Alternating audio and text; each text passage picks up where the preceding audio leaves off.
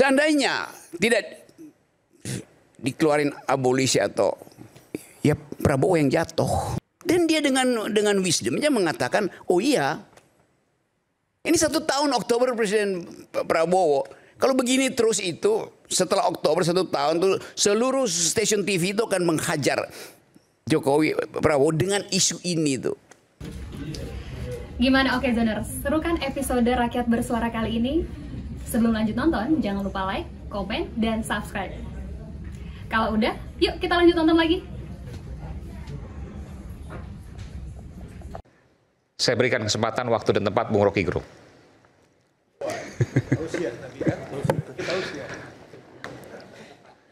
Apa motifnya? Kalau jawabannya nggak ada, nggak apa-apa, Bung Rocky. Jawabannya pendek. Ada film judulnya I Know What You Did Last Summer. Ya. Ada nonton film itu kan? Yes. Ya udah. Boleh ceritakan dikit? Nggak semua pemirsa nonton. Itu soal cinta segitiga. Soal kejahatan yang akhirnya terbongkar itu. Dan justru kejahatan itu yang di dalam intuisi Presiden Prabowo dia kenali tapi dia tidak bisa ucapkan. Karena itu dia ambil wisdomnya, ya udah abolisi supaya dia mengkoreksi perjanjian kotor antara seseorang dan hakim, antara Jokowi dan proksi-proksinya terhadap pengadilan. Perjanjian kotor itu. I know what you did last summer, kata Tom dan Hasto pada Jokowi. Gue tahu lu bikin apa waktu itu kok. Itu yang dikoreksi tuh. Ya tapi secara teknis itu bukan koreksi. Tapi itu koreksi. Dibenerin artinya koreksi. Dikoreksi pakai apa? Pakai hukum positif? Tidak. Dikoreksi pakai value. Dikoreksi pakai nilai. Karena itu presiden mengambil risiko bahwa dia akan dipersoalkan secara teknis. Tapi presiden anggap enggak. I know. Saya tahu apa yang akan terjadi kalau dia tidak lakukan itu. Apa? Ya lihat nonton aja filmnya tuh. Nggak dalam konteks ini, Bung Rocky. Apa yang terjadi kalau Pak Prabowo tidak melakukan itu? Seandainya tidak dikeluarin abolisi atau ya Prabowo yang jatuh. Ini suara Tuhan, suara rakyat bicara pada Tuhan didengar oleh Prabowo. Kan begitu jalan pikirannya tuh. Gimana logikanya? Jauh sekali. Bertahun-tahun you ada di sini mengulas kejahatan Jokowi. Masa Prabowo nggak dengar itu? Dan dia dengan wisdomnya mengatakan, oh iya, ini 1 tahun Oktober Presiden Prabowo. Kalau begini terus itu setelah Oktober 1 tahun tuh seluruh stasiun TV itu akan menghajar Jokowi Prabowo dengan isu ini tuh. Isu Fafa, isu ijazah palsu segala macam. Jadi ini adalah windows of opportunity bagi presiden untuk menguji. Ya bahwa nanti akan ada persahabatan baru dengan Megawati, ya itu soal kepentingan politik. Bahwa nanti Presiden Jokowi akan krain buzzer untuk menghajar balik Presiden Prabowo, itu pasti terjadi. Tetapi dari perspektif Prabowo yang menginginkan seluruh nobility dia, seluruh nobleness dia itu bisa tiba sampai 2029, maka jalan ke situ itu mesti dibersihkan. Kan itu. Okay. Kan pemimpin begitu berpikirnya tuh. Habis capek energi itu. Jadi sekali lagi kita coba baca ya bahwa ada yang unik di dalam soal ini. Yaitu keinginan Prabowo untuk memberi sinyal bahwa dia memang berpihak pada suara rakyat. Dia bahkan tidak berpihak pada suaranya sendiri. Suara sendiri kan hidup Jokowi kan itu suara dia tuh. Tapi suara rakyat mengkoreksi suara presiden. Yang tidak mungkin presiden, maksud saya begini loh, karena pada waktu itu Pak Jokowi kan tamu tiba-tiba, wow, maka saya bilang hidup Jokowi untuk menenangkan kalian. Kan nggak mungkin presiden mengucapkan itu, walaupun saya udah ucapkan. Jadi baca between the line itu, antara dua kalimat hitam yang tercetak oleh huruf hitam, nggak dicetak di pramuka ya kalau between the line. Orang baca wisdomnya apa di situ? Pesan hermeneutik dari presiden apa? Pisahkan politik dengan hukum. Itu tafsirnya gampang aja kan. Tetapi ada jalan yang hendak dia tempuh untuk menyempurnakan seluruh dalil dia tentang Indonesia sejahtera, Indonesia bahagia, Indonesia yang mungkin bagian juga dari kecemasan dia itu. Saya lihat begitu aja tuh. Sekarang tinggal kita lihat kalkulasi setelah tanggal 17 Agustus. Pasti akan ada radical break. Maksudnya? Saya mau bilang reshuffle nggak enak. Saya pakai istilah agak absurd lah. Radical break. Gitu. Kan mesti begitu konsekuensinya kan. Reshuffle yang radikal. Ya saya nggak bilang reshuffle yang radikal. Radical break. Gitu.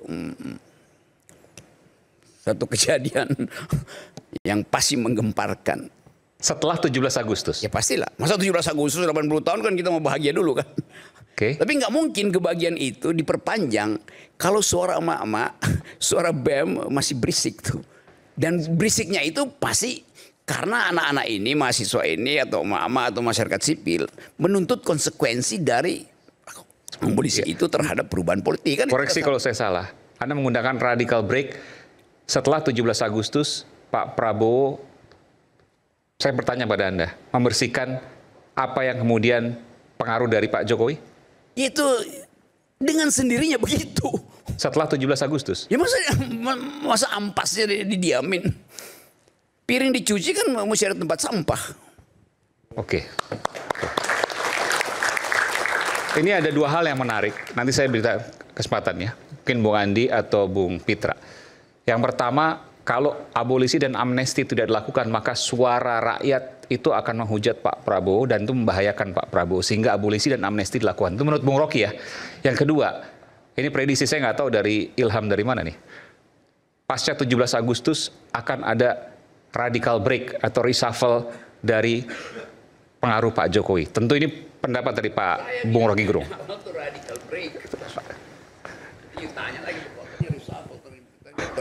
Radical break, oke. Pemberhentian tidak terhormat misalnya kan. Ajaib kan. Jadi karena itu saya bilang aja radical break. Ya logis pasti. Masa nggak ada break setelah abolisi? Dan breaknya pasti harus radikal. Kenapa? Ya abolisi sama amnesti itu ada suatu tindakan radikal. Kan? Nanti lu bilang gua nujum lagi dukun. Wah ini mau berkali-kali Rocky Gerung membuat prediksi karena dia dapat informasi. Enggak, itu secara logis pasti terjadi itu. Oke. Bung Andi, silakan. Karena you cekcok dengan istrimu bertahun-tahun, masa nggak ada perceraian?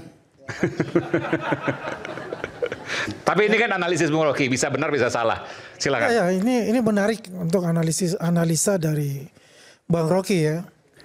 Jadi kalau kita melihat apakah ada radical break, ya itu bisa sah-sah saja. Setelah 17 Agustus. Tidak yakin untuk itu. Tidak yakin. Tidak yakin. Tidak akan mungkin. Dan saya katakan tidak mungkin. Tidak mungkin. Tidak mungkin. Alasannya? Ya alasannya simpel saja. Ini juga kan 80 tahun. Angka 8 ini angka keramat. Ya kan buat Pak Prabowo. Pak Prabowo maksudnya, iya. Ya kan? Artinya ya mungkin di dalam bulan Agustus ini ya kita ini berbaik-baik, baru saja abolisi ada, amnesti ada, persatuan Indonesia. Dan kita lihat sekarang juga kan tensi dari ini kan menurun ya. Iya. Perpolitikan juga menurun. Dan ini ya kita nikmati dulu lah hari kemerdekaan kita ini dengan baik. Kalau masalah nanti ada radical break ataupun juga ada reshuffle, itu adalah haknya presiden. Kita tidak tahu kapan itu akan terjadi. Tapi itu ada keniscayaan, pasti ada. Ya kan? Karena itu haknya beliau untuk itu. Tapi intinya adalah apakah akan jadi bulan Agustus ini? Saya tidak yakin untuk itu. Oke. Baik. Aduh. Oke. Saya begini sih. Mau komentarin soal itu dulu? Saya mau komentari. Oke. Pasti setuju kalau Bung Bukan. Saya lihat begini. Sepertinya bulan Agustus ini memang Tuhan lagi mengasihi Indonesia. Karena kalau ini tidak diselesaikan oleh Prabowo dengan wisdom yang sangat tinggi. Saya ulangi lagi. Tidak ada dua pihak ini. Saya pikir saya nggak tahu Hasto. Kalau jelas Tom Lembong tidak minta sama sekali apapun. Malah sampai sekarang saking seriusnya bahwa ada proses hukum yang salah, dilaporkan hakim itu. Kalau itu ada deal politik dan menganggap itu tidak akan melaporkan hakim. Tidak ada deal politik dalam ini. Jadi maksud saya begini. Saya ingin menyatakan sekarang setelah mengambil abolisi dan amnesti, kira-kira Pak Prabowo itu mengumumkan, jarakku sekarang dengan Megawati, dengan Anies, karena Anies disimbolkan dengan Tom Lembong, dan Jokowi adalah sama. Kira-kira itu sinyal. Jadi aku sekarang menjadi pemimpin negeri ini dengan wisdomku. Tidak ada lagi apa yang terlalu dekat sama saya. Nah, itu menurut saya pengumumannya. Karena kenapa? Ini jelas koreksi terhadap proses yang terjadi. Jadi dia mengatakan apa yang disampaikan oleh Murok itu relevan. Relevan, dan dia ingin menyelesaikan. Kan begini, cobalah baca. Saya hatam itu namanya buku buku Paradoks Indonesia. Dan itu yang dia mau koreksi. Dan saya menyatakan kalau Pak Prabowo kalau memakai tema keberlanjutan, maka itu bertentangan semua dengan tema Paradoks Indonesia. Itu salah, nggak bisa. Jadi dia harus menghentikan keberlanjutan itu dan memilih jalannya sendiri agar politik bisa dibenahi, ekonomi bisa dibenahi, bangsa ini bisa selamatkan. Dan saya pikir Prabowo sampai di titik itu sekarang. Aku harus menjadi diriku sendiri. Tidak boleh lagi didikte oleh siapapun dengan mistonku. Dan itulah dia menyatakan, saya mengoreksi dan saya ingin bahwa ini peradilan jalan dengan baik, maka aku koreksi lewat abolisi dan amnesti yang sangat syarat dengan politik. Sangat syarat dengan politik. Karena dua-duanya memang syarat politik. Nah, jadi saya menyatakan setuju, tapi jangan menyatakan bahwa rekonsiliasi ini khusus untuk rekonsiliasi ini Prabowo menunjukkan teman-temanku dalam politik sekarang aku Presiden Indonesia dan aku jalan dengan jalanku untuk mendengarkan suara rakyat. Kita kembali saat lagi di Rakyat Bersuara.